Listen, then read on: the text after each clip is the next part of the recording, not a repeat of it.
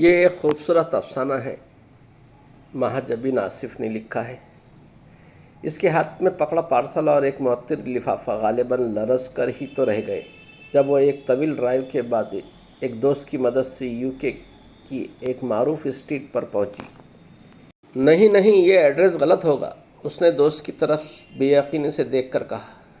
اس کی بلونی شوکیس میں بکنی میں ملبوس ایک ہوش ربا فتنہ طراز ادائے دلربا دکھاتی، فحش اشاروں سے من گرماتی، عامیانہ اداؤں سے راغب کرتی، قامت کی طرف پیچ و خم کے پیچ در پیچ کھولتی، مدور ڈھلانوں کو ابھارتی، داد عیش دیتے پایا۔ ہیلو، انگلی سے شیشے پر دستک دے کر اس قتالہ ہوش ربا کو مخاطب کیا۔ یہ مس خان ہیں، آپ کے لیے بھیجا ہے، سمیتا نے اس کے نیم برہنہ بدن سے نگاہیں چراتے ہوئے کہا۔ اوہ! اس نے بے تابی سے پارسل کھولنا شروع کیا۔ یہ میری امی نے مجھے ڈیزائن جوڑا بھیجا ہے۔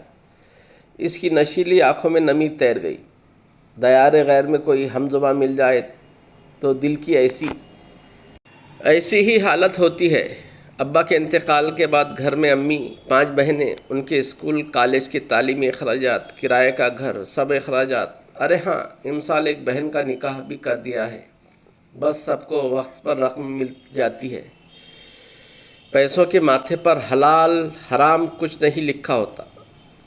ضرورتیں پوری ہو جائیں تو کسی کو غرض نہیں، پیسہ کہاں سے آیا ہے۔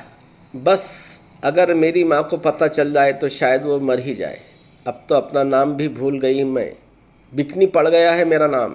بک بک کے اس کی آواز دور خلاؤں سے آ رہی تھی اور میرے ذہن میں دیار غیر کے سراب ابھر اور ڈوب رہے تھے۔ افسانہ پسند آئے تو لائک، شیئر اور سبسکرائب کریں۔ سننے کا بہت شکریہ۔